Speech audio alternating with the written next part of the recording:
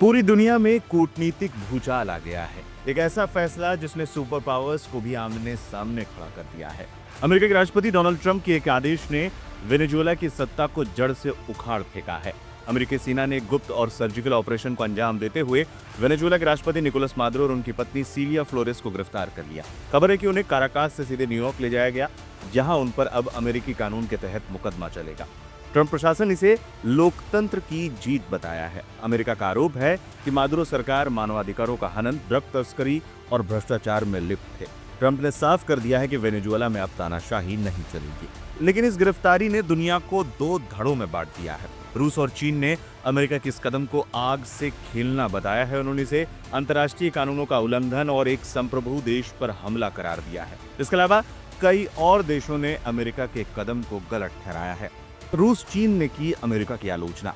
रूस के विदेश मंत्रालय ने मादुरो और उनकी पत्नी को रिहा करने की अपील करते हुए कहा, अमेरिका को अपने फैसले पर फिर से सोचना चाहिए। दोनों देशों के बीच सभी विवादों का हल बातचीत से निकाला जा सकता है। चीन ने अमेरिका के इस कदम को तानाशाही करार दिया। चीन का कहना था कि अमेरिका ने अंतर्राष्ट्रीय कानून और संयुक्त राष्ट्र के चार्टर का उल्लंघन किया है। वेनेजुएला एक संप्रभु देश है जिसके राष्ट्रपति को खुलेआम बंदी बना लिया गया है। ये पूरी तरह से गलत है।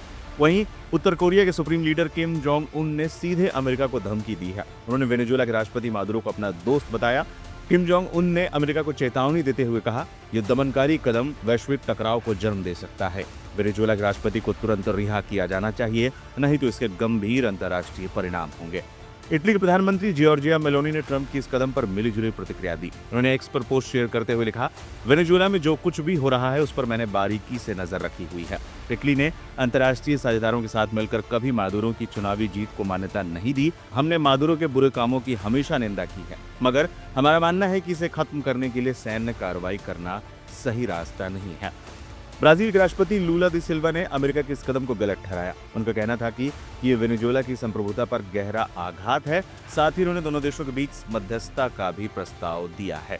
ब्रिटेन के विदेश मंत्री की स्टामर के अनुसार अमेरिका के इस कदम में ब्रिटेन का कोई हाथ नहीं है। अंतर्राष्ट्रीय कानून का पालन होना चाहिए। हम मादुरो को अवैध राष्ट्रपति मानते रहे हैं, इसलिए वेनेजुएला में शांतिपूर्ण सत्ता हस्तांतरण होना चाहिए। अब बड़ा सवाल है कि क्या मादुरो की गिरफ्तारी से वेनेजुएला सुधरेगा या ये तीसरे विश्व युद्ध की आहट है। मादुरो अब न्यूयॉर्क में है, लेकिन उनकी गिरफ्तारी की गूंज मॉस्को और बीजिंग के साथ साथ दुनिया के कई देशों तक सुनाई दे रही है। इस हाई वोल्टेज ड्रामा पर हमारी नजर लगातार बनी रहेगी। आप भी इस मुद्दे पर अपनी राय कमेंट बॉक्स में रख सकते हैं।